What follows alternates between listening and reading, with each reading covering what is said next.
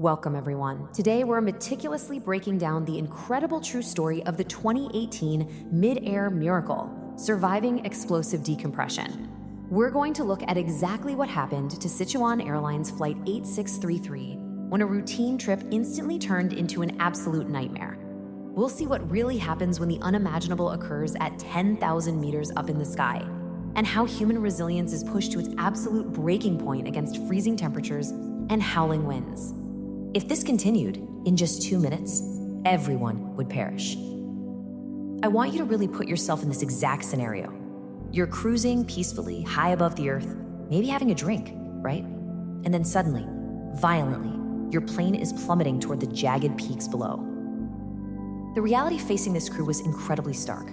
This wasn't a movie script. For the terrified passengers and crew on this flight, this was their immediate, terrifying reality. They were literally seconds away from tragedy, staring down a ticking clock with hundreds of lives on the line. Okay, let's dive into this terrifying explosion at 10,000 meters.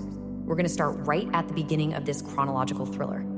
Flight 8633, an Airbus A319, is cruising at a totally routine altitude. The air outside is a deadly minus 40 degrees Celsius over the Tibetan Plateau. Everything seems perfectly normal, but then, out of nowhere, a sudden crack appears on the windshield right in front of the cockpit.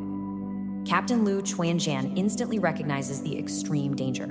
He gets on the radio with ground control, asking for emergency permission to turn back.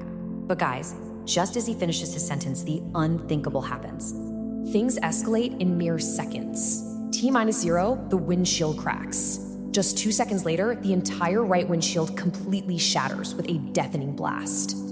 The physical force of explosive decompression literally tears through the plane. It's so violently intense that within just 5 seconds, the co-pilot is sucked halfway out of the window into the freezing sky. And if that wasn't catastrophic enough, at T+10 seconds, both engines completely fail because they suck in all that shattered flying debris.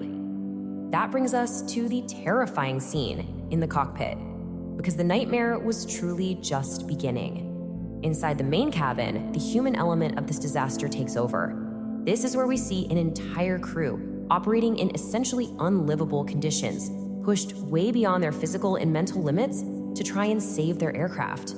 The air pressure difference was so incredibly massive that it literally blew the heavy cockpit door wide open. A flight stewardess was violently thrown straight to the floor. But even in this deadly, chaotic environment, the flight attendants showed unbelievable heroism. They didn't even care about their own safety. They risked their lives dragging themselves through the depressurized cabin to help utterly panicked passengers secure their oxygen masks. Meanwhile, at the front of the plane, the co-pilot is still hanging halfway out of the window. The captain is desperately trying with all his might to pull him back inside, but the aerodynamic forces are just way too strong. He simply couldn't do it. Now, what's really interesting about this slide is the impossible psychological burden that fell squarely on the captain right in this very moment. With his plane in the jaws of death dropping rapidly, he realizes a horrifying truth. He has no more time to try and save his co-pilot. He has to make the agonizing, split-second decision to just leave him hanging there, and instead focus 100% of his attention on handling the massive aircraft to stop the dive. Because the Airbus was hurtling down from the sky, and they had exactly 2 minutes until fatal impact. 2 minutes, just 120 seconds. If Captain Liu couldn't arrest the plane's dive right then, they were gonna crash head-on into the jagged, snow-capped mountains below. Everyone on board would be killed. But facing a deafening roar and 800-kilometer-per-hour winds directly to the face, the captain somehow kept his focus solely on those controls. He miraculously stabilized the massive dive. And as the plane jolted violently during this recovery, the co-pilot was actually thrown back inside the cockpit and fell right onto his seat.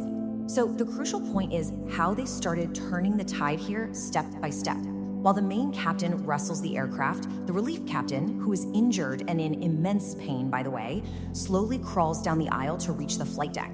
That's step 1. Step 2, he forces the cockpit door secure to help stabilize the cabin. Step 3, he gets oxygen masks supplied for himself and the pilots. And step 4, he successfully fires off the emergency SOS signal to the ground. Now we look at the havoc of the storm clouds, because once that signal hit ground control, they immediately triggered emergency protocols. They halted all other flights, cleared the runways, got emergency services ready. Everyone thought the worst was finally over, But nature was about to completely blindside the struggling crew with its next deadly obstacle. The captain suddenly faced an impossible, terrifying choice. Directly in front of their battered aircraft was a massive thundercloud filled with violent storms and flashing lightning. Flying straight into that meant almost certain death, but avoiding it entirely, that meant risking a fatal crash into the giant, snow-capped mountains surrounding them.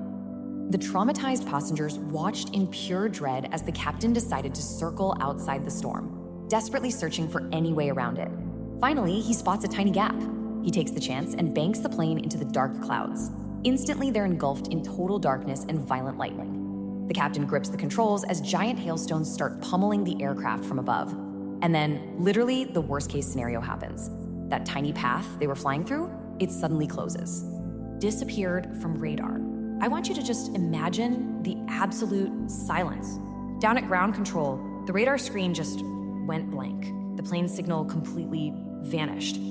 Everyone sitting in that control room slowly lowered their heads in this heavy, deafening despair. Every single person on the ground believed that the worst had happened. And this brilliantly illustrates the turning point. A miraculous safe landing was actually still in play. Just as all hope was lost on the ground, the battered plane miraculously pierces right through those storm clouds and bursts back into the open sky. Ground control breathes a massive sigh of relief, but they aren't safe yet.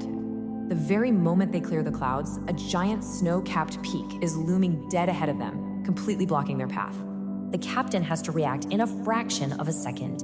He violently pulls the plane up, and the aircraft barely, and I mean barely, clears the summit of that mountain. From there, it's pure coordinated mastery.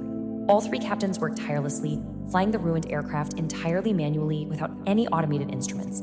They line it perfectly and bring it to a safe, complete stop on the runway. The passengers, who had been staring death in the face for what felt like an absolute eternity, were just overcome with tears of joy and pure, unbelievable relief. This whole 2018 incident wasn't just a mechanical failure. It was the ultimate test of the human spirit. So I want to leave you with this to really ponder. When faced with certain death, with minus 40-degree temperatures roaring and the odds entirely against you, is it the thousands of hours of rigorous training that takes over? Or is it simply the raw, unyielding sheer willpower to survive that ultimately saves us? Thank you so much for joining me to break down this incredible story. Keep learning, keep questioning, and we'll see you next time.